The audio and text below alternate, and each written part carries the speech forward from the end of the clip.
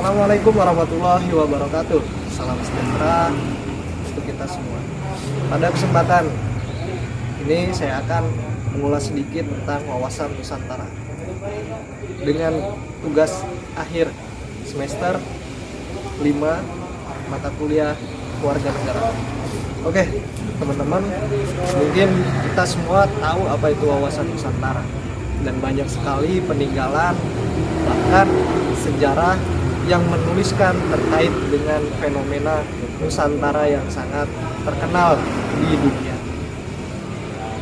Dari sekian banyak itu, salah satu kekayaan yang ada di Nusantara adalah organisasi keagamaan dan kemasyarakatan yang bertahan sampai saat ini, berdiri dari sebelum kemerdekaan dan sampai saat ini memberikan kontribusi penuh bagi kemajuan bangsa dan negara, yaitu organisasi Nahdlatul Ulama. Di belakang saya yaitu Kiai Haji Abdul Wahab Hasbullah. Beliau adalah pendiri, penggerak, inisiator Nahdlatul Ulama. Siapa yang tidak kenal beliau? Kita sebagai warga NU pastinya sangat takzim dan sangat mengagumi beliau sebagai maha guru pergerakan. Mungkin teman-teman di sini sudah ada yang paham apa itu wawasan Nusantara.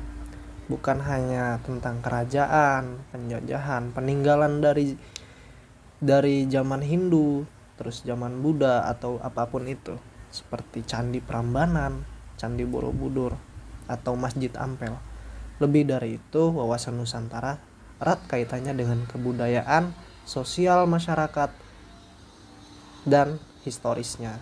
Nah, di sini saya akan sedikit mengulas tentang bagian dari Nusantara, yaitu kekayaan yang sampai saat ini masih terus dipertahankan dan eksis dalam kehidupan berbangsa dan negara. Salah satunya adalah organisasi terbesar di Indonesia bahkan sedunia, yaitu Nahdlatul Ulama. Nahdlatul Ulama adalah artinya kebangkitan para ulama. Salah satu inisiator, pendiri, penggerak Nahdlatul Ulama adalah Kiai Haji Abdul Wahab Hasbullah. Siapa sih yang gak kenal dengan Kiai Wahab? Adalah ulama pendiri dari NU, sebuah organisasi yang berdiri 31 Januari 1926. Kiai Wahab sendiri selain aktif dalam politik, ia juga turut mendirikan media massa atau surat kabar harian umum, waktu itu Suara Nahdlatul Ulama. Kiai Wahab aktif dalam diskursus yang berkaitan dengan politik kebangsaan, politik keagamaan. Bahkan tercatat memiliki banyak peran, salah satunya terciptanya Tasfirul Afkar.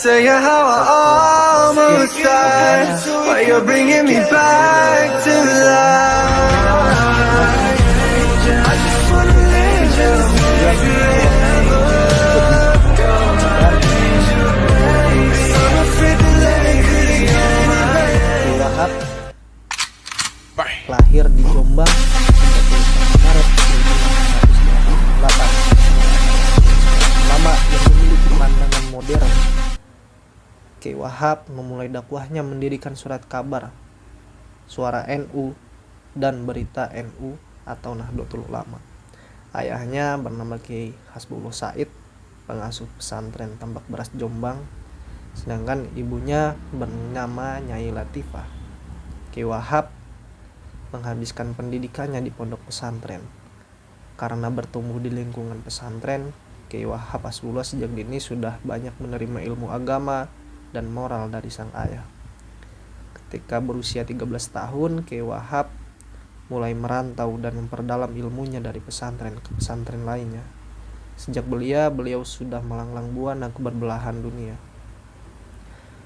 Menilik perjuangan Kiai Haji Abdul Wahab Hasbullah adalah seorang pelopor kebebasan berpikir untuk kalangan umat Islam di Indonesia, khususnya Ahlu Sunnah wal Jamaah. Ia menjadi ulama yang menekankan betapa pentingnya sebuah kebebasan beragama, terutama kebebasan berpikir dan berpendapat.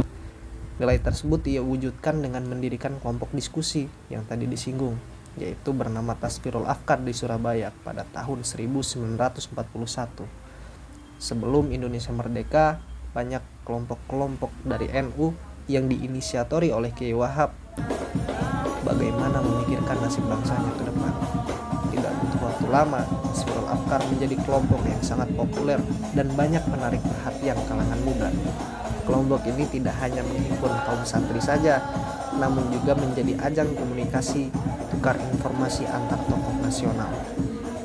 Mungkin kita erat kaitannya mendengar dengan tokoh Mas Cokro Aminoto, Soekarno, Sultan Syahrir, dan lain sebagainya.